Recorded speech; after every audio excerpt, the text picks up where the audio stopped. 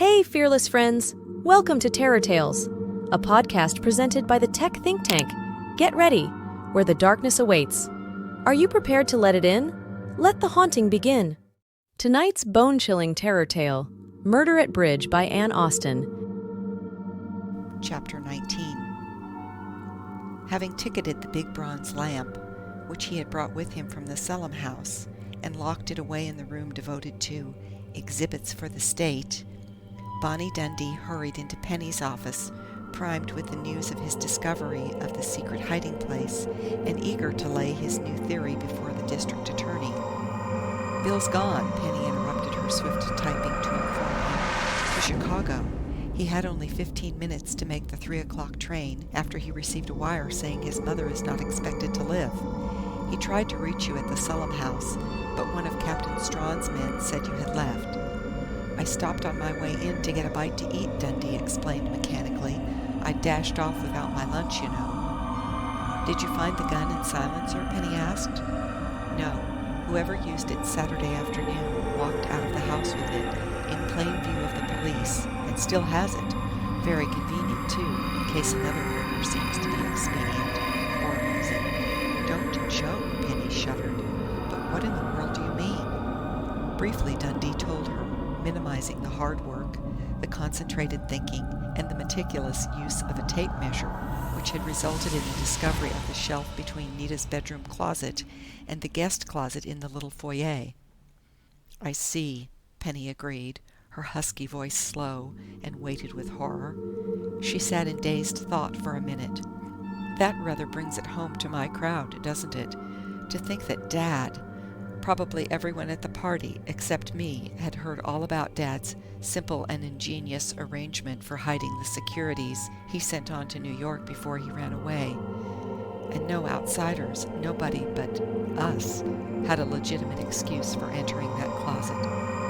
Not even Dexter Sprague. It's one of his affectations not to wear a hat."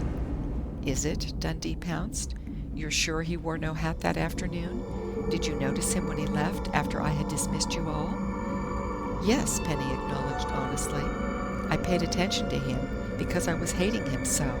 I believed then that he was the murderer, and I was furious with you and Captain Strong for not arresting him. He was the first to leave, just walked straight out, wouldn't even stop to talk with Janet Raymond, who was trying to get a word with him. I saw him start toward Sheridan Road, walking. He had no car, you know." "Did you observe the others?" Dundee demanded eagerly. "Do you know who went alone to the guest closet?" Penny shook her head.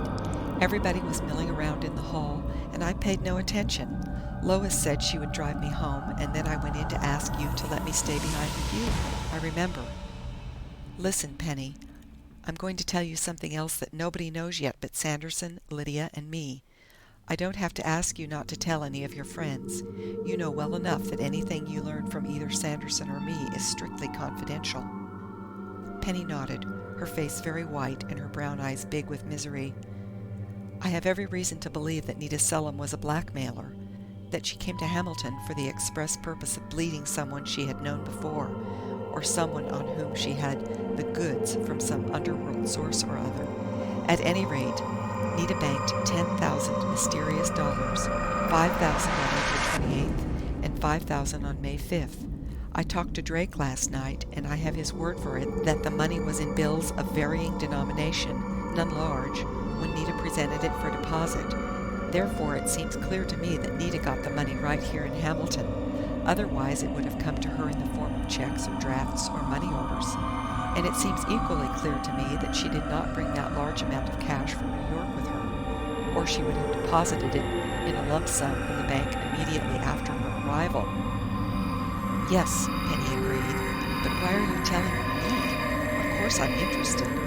"Because I want you to tell me the financial status of each of your friends," Dundee said gently.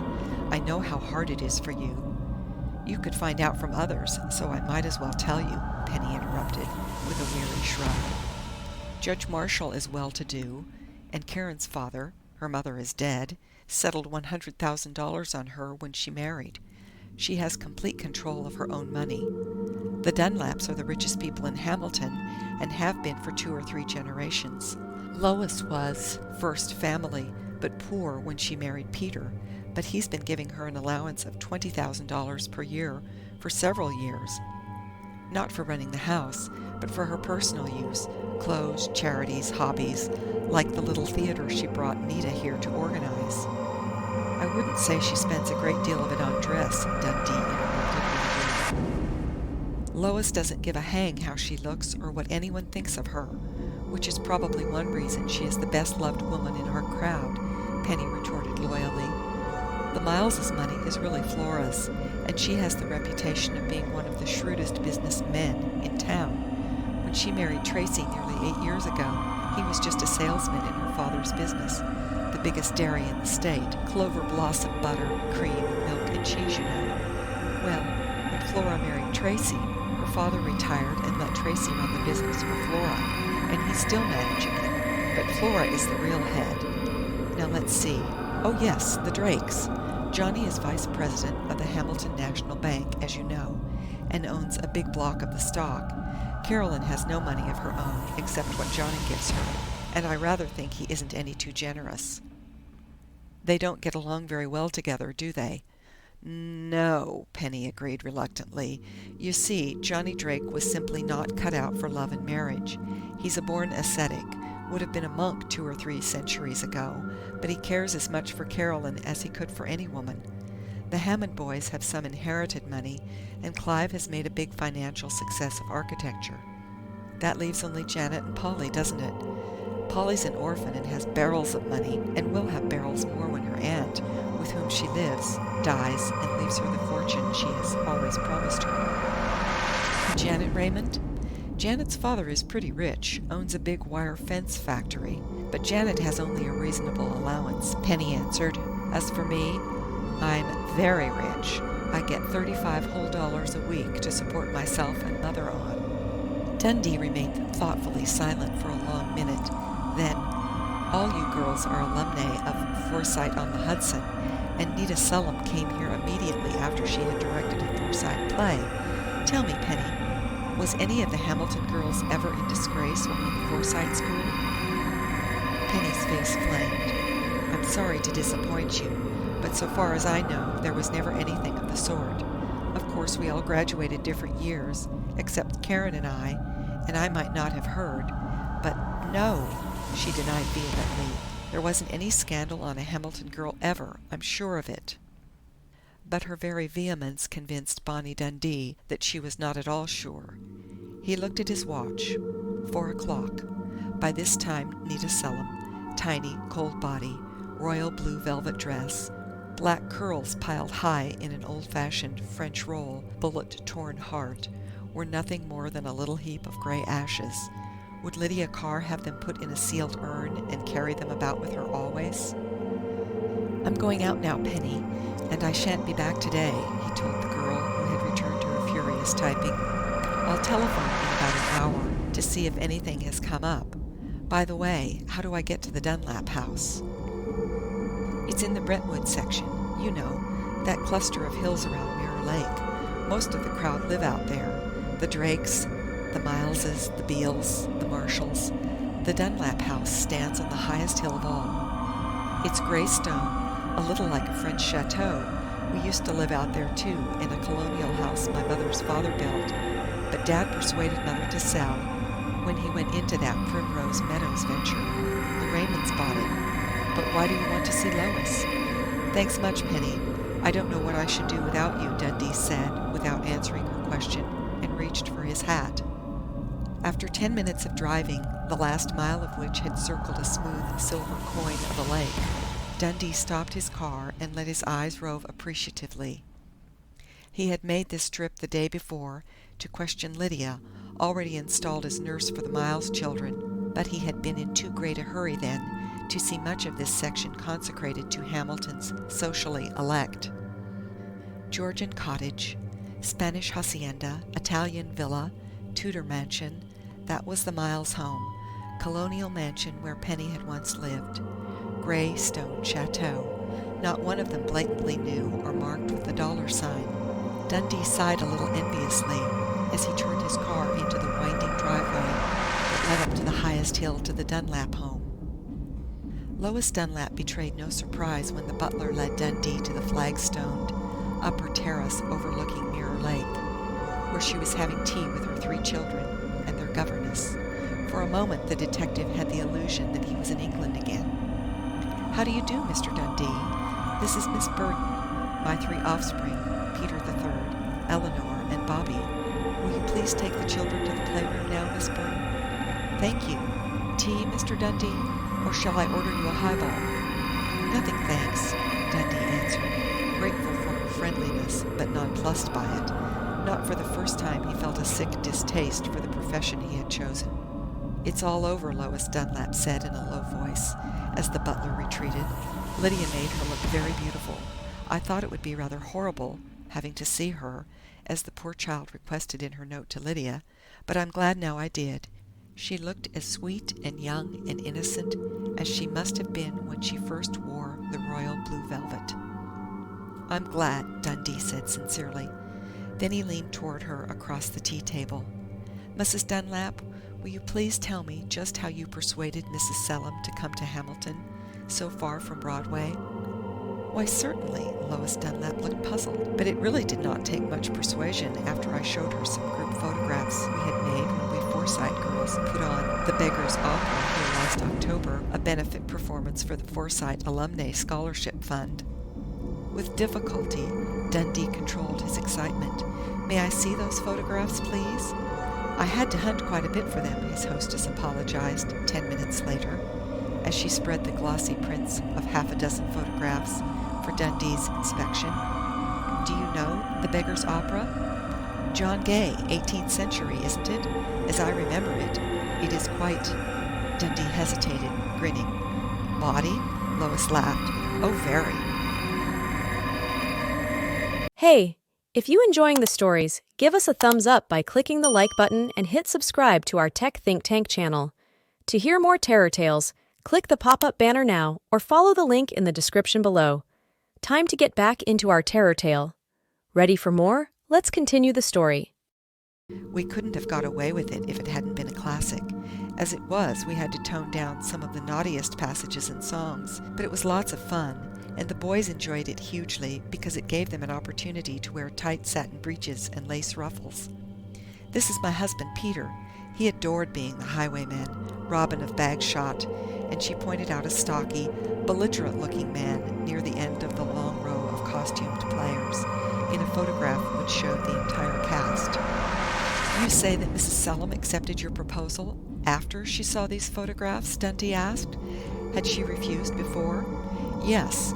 I'd gone to New York for the annual Easter play, which the Forsyte School puts on, because I'm intensely interested in semi-professional theatricals," Lois explained. "Nita had done a splendid job with the play the year before, and I spoke to her, after this year's show was over, about coming to Hamilton.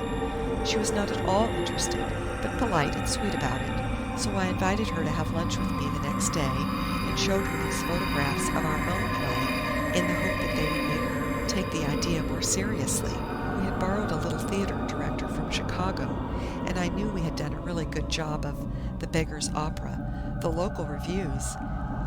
These stills look extremely professional. I don't wonder that they interested Nita," Dundee cut in.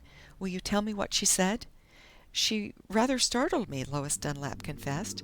"At first I showed her this picture of the whole cast, and as I was explaining the play a bit, she didn't know The Beggar's Opera, she almost snatched the photograph out of my hands. As she studied it, her lovely black eyes grew perfectly enormous. I've never seen her so excited since." "What did she say?" Dundee interrupted tensely. "Why, she said nothing just at first. Then she began to laugh in the queerest way, almost hysterically. I asked her why she was laughing. I was a little huffy, I'm afraid. And she said the men looked so adorably conceited and funny. Then she began to ask the names of the players. I told her that McKeith, he's the highwayman hero, you know, was played by Clive Hammond, that my Peter was Robin of Bagshot, that Johnny Drake was another highwayman, Matt of the Mint, that Tracy Miles played the jailer, Lockett." "Did she show more interest in one name than another?" "Yes. When I pointed out Judge Marshall as Peachum, the fence, she cried out suddenly, 'Why, I know him. I met him once on a party. Is he really a judge?" And she laughed as if she knew something very funny about Hugo, as no doubt she did. He was an inveterate lady killer before his marriage, as you may have heard. "Do you think her first excitement was over seeing Judge Marshall among the players?" Dundee asked. "No," Lois answered, after considering a moment. "I'm sure she didn't notice him until I pointed him out. The face in this group that seemed to interest her the most was Flora Miles. Flora played the part of Lucy Lockett, the jailer's daughter, and Karen Marshall the other feminine lead, Polly Peachum, you know. But it was Flora's picture she lingered over, so I showed her this picture," and Lois Dunlap reached for the portrait of Flora Miles, unexpectedly beautiful in the 18th century costume, tight bodice and billowing skirts. "She questioned you about Mrs. Miles?" Dundee asked. "Yes, all sorts of questions. Her name, and whether she was married, and then who her husband was, and if she had had stage experience," Lois answered conscientiously. She explained her interest by saying Flora looked more like a professional actress than any of the others, and that we should give her a real chance when we got our little theater going. I asked her if that meant she was going to accept my offer, and she said she might, but that she would have to talk it over with a friend first. Just before midnight, she telephoned me at my hotel that she had decided to accept the job. Dundee's heart leaped. It was very easy to guess who that friend was, but he controlled his excitement, asked his next question casually. "Did she show particular interest in any other player?" "Yes. She asked a number of questions about Polly Beale, and seemed incredulous when I told her that Polly and Clive were engaged. Polly played Mrs. Peachum and was a riot in the part, but Nita's intuition was correct. Flora carried off the acting honors. Oh yes, she also asked, quite naively, if all my friends were rich too, and could help support a little theater. I reassured her on that point. And, Dundee reflected silently, upon a point much more important to Nita Selim. Aloud he said, "I don't see you among the cast." "Oh, I haven't a grain of talent," Lois Dunlap laughed. "I can't act for 2 cents. Can I, Peter darling? Here's the redoubtable Robin of Bagshot in person, Mr. Dundee, my husband." The detective rose to shake hands with the man he had been too absorbed to see or hear approaching. "You're the man from the district attorney's office?" Peter Dunlap scowled, his hand barely touching Dundee's. "I suppose you're trying to get at the bottom of the mystery of why my wife brought that Selim woman." "Don't call her that Selim woman, Peter," Lois Dunlap interrupted with more sharpness than Dundee had ever seen her display. "You never liked the poor girl, were never just to her." "Well, it looks as if my hunch was correct, doesn't it?" the stocky, rugged-faced man retorted. "I told you at the beginning to pay her off and send her back to New York." "You knew I couldn't do that, even to please you, dear," Lois said. "But please don't let's quarrel about poor Nita again. She's dead now, and I want to do anything I can to help bring her murderer to justice." "There's nothing you can do, Lois, and I hope Mr. Dundee will not find it necessary to quiz you again." Dundee reached for his hat. "I hope so too, Mr. Dunlap. By the way, you are president of the Chamber of Commerce, aren't you?" "Yes, I am, and we're having a meeting tonight, at which that Sprague man's bid on making a historical movie in Hamilton will be turned down unanimously. Now that the Selim woman isn't here to vamp my fellow members into doing anything she wants, I think I can safely promise you that Dexter Sprague will have no further business in Hamilton, unless it's police business." "Thanks for the tip, Mr. Dunlap," Dundee said evenly. "I hope you enjoyed your fishing trip. Where do you fish, sir?" "A tactful way of asking for my alibi, eh?" Dunlap was heavily sarcastic. "I left Friday afternoon for my own camp in the mountains, up in the northwest part of the state. I drove my own car, went alone, spent the weekend alone, and got back this noon. I read of the murder in a paper I picked up in a village on my way home. I didn't like Nita Selim, and I don't give a damn about her being murdered, except that my wife's name is in all the papers. Any questions?" "None, thanks," Dundee answered curtly, then turned to Lois Dunlap, who was watching the two men with troubled, embarrassed eyes. "I am very grateful to you, Mrs. Dunlap, for your kindness." The detective's angry resentment of Peter Dunlap's attitude lasted until he had circled Mirror Lake and was on the road into Hamilton. Then common sense intervened. Dunlap was undoubtedly devoted to his wife. Penny had said that he had never looked at another woman. It was rather more than natural that he should be in a futile, blustering rage at the outcome of Lois's friendship for the little Broadway dancer. Free of anger, his mind reverted to the story Lois Dunlap had told him, for in it, he was sure, was hidden the key to the mystery of Nita Selim's murder. Not at all interested in the proposition to organize a little theater in Hamilton, Nita had been seized with a strange excitement as soon as she was shown photographs of a large group of Hamilton's richest and most prominent inhabitants. But there was the rub, a large group. Would that group of possible suspects never narrow down to one? Of course there was Judge Marshall, but if Lois Dunlap's memory was to be trusted, Nita had not noticed the elderly Beau Brummell's picture until after that strange, hysterical excitement had taken possession of her. And if it had been Judge Marshall whom she had come to Hamilton to blackmail, would Nita not have guarded her tongue before Lois? The same was true about her extraordinary interest in Flora Miles. Dundee tried to put himself in Nita's place, confronted suddenly with a group picture containing the likeness of a person, man or woman, against whom she knew something so dreadful and so secret that her silence would be worth thousands of dollars. Would he have chattered of that very person? No, of anyone else but that particular person.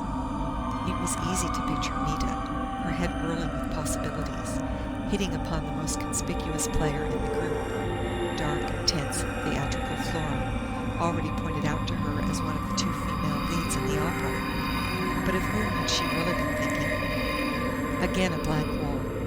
For in that group photograph of the cast of the Beggars' Opera had appeared every man, woman, and girl who had been Nita's guest on the day of her murder.